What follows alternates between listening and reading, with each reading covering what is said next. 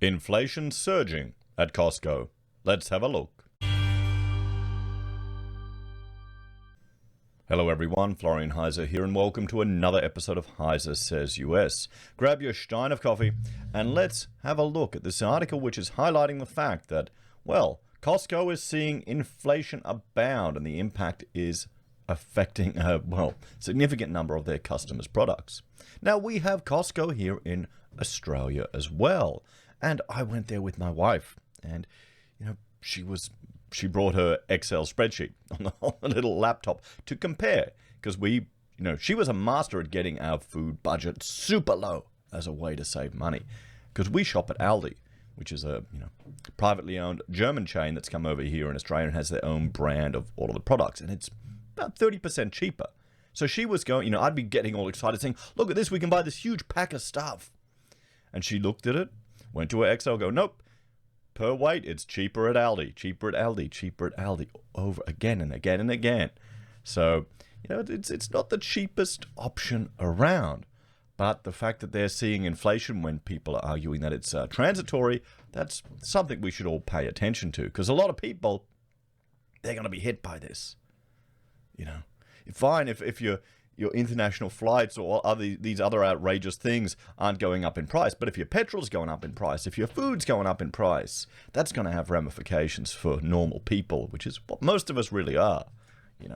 So the current inflation rate is at 4.2% annualized over the year, updated monthly. So you can see it's, sure, this is only transitory. We'll have to see. I mean, how long is transitory, everyone? Is it just the line? We can see here, this is the search interest over time of the term inflation for the United States. You can look at this on Google to see what people are interested in. Here in Australia, search results or search interest is pretty much what they'll write entire articles about it on our real estate websites, just saying, look, housing's booming because more people are doing searches. That's Australia's obsession with housing. You can see in the States, it's just recently, shot right up, and interest is petering down a bit. So maybe people are confident that the Fed is going to handle it. We'll have to see. And this map is showing you that, it's pretty consistent all over the States, where people are showing an interest, or at least searching for inflation. Searching for inflation. So let's look at this article to see what they have to say. And this is from CNBC. So Costco is seeing inflation abound, impacting a slew of consumer products. Don't tell Costco executives that inflation is low. The big box club chain, and that the fact that you have to join, it's all part of the con, guys. Because, you pay for your membership. You need to be a member. You need to be part of this club. So you're thinking, okay, I paid $100, $200 for this stupid card. I might as well go there to get my money's worth from it. So that incentivizes you to go back in there. I mean, it's brilliant. Smart marketing. It really is. But there are other places that are cheaper. Anyway, said it's been seeing accelerating prices across a range of products, including shipping containers, aluminium foil, and a 20% spike in meat prices over the past month. Now this one is the most worrying, because it's going to have the greatest health impact, because you can save a lot of money on food if you cut out all the healthy meat, all the healthy animal products, and you just go into the middle of the shop and you buy all that food that's completely artificial, all the seed oil garbage that is less than 100 years old. And I wonder why. Wonder why heart disease is so high. Must be the meat that we've been eating through all of human history. Yeah, it has to be that. People believe that. So, inflationary factors abound, CFO Richard Gallianti said on the company's fiscal third quarterly earnings call on Thursday. These include higher labor costs, higher freight costs, higher transportation demand, along with the container shortage and port delays. And we've been seeing that, we've been discussing that, just how expensive it is to ship stuff, particularly from China to the US. And then if you compare it to shipping back, or even shipping from China to Europe, it's just gone insanely expensive. Increased demand in various product categories, some shortages, various shortages of everything from chips to oils and chemical supplies by facilities hit by the Gulf freeze and storms, and in some cases higher commodity prices, he added. Costco reported a profit of $2.75 a share for the period, well above Wall Street estimates. It also saw revenues of $45.3 billion that also beat the street, which had been looking for $43.6. So $45.3 billion, $2.75 a share. I wonder how much of that is the stimmy checks going to it. This is the same thing here in Australia, guys. The small businesses, the middle class, they're the ones who are bearing the burden of all of these lockdowns and restrictions, and it's all flowing up to the big chains, you know. And the ownership of those, even the share ownership, it's not equally distributed across the strata of society. So the people who are probably working in the retail jobs, who can't work from home, who are coping at the worst, are probably the ones that are going to receive the least benefit. While the people who have invested in these businesses, maybe they can work from home, maybe they're civil servants, they're going to reap all the rewards, everyone. This is the problem.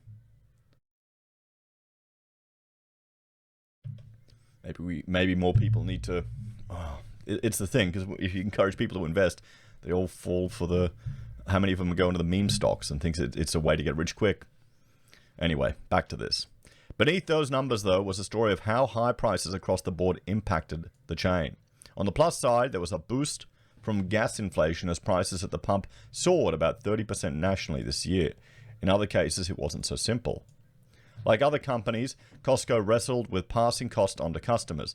The firm expects there could be some margin pressure, though the degree remains to be seen, and there haven't been any significant impacts so far. Economists largely see the current spate of inflation. One closely followed gauge released Friday estimated the annual pace of 3.1% as temporary. They list many of the same factors as Costco executives, mainly a string of supply chain issues that have caused spikes in products core to the US economy and household consumption.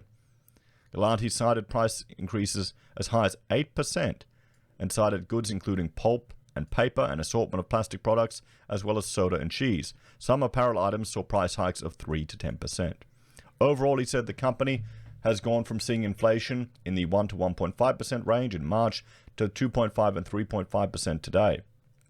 Some items are up more and some items. The sale prices haven't yet changed, and some items are even down a little bit, he said. We think again, we've done pretty well in terms of controlling that as best as we can, but the inflation pressures abound. Costco has worked with its suppliers to keep a handle on price pressures, but he concluded that some of the inflation has passed through. In the future, he said items like the warehouse's $4.99 rotisserie chicken and $2.99 40-pack of water could be impacted. You get a chicken for $5, that's not too bad. And, 40-pack of water for $3 US. That's like $6 here in Australia. A bit more than that. Yay! Oh, that's good. Maybe I should be moving to the US, guys. $5 chickens. There you go.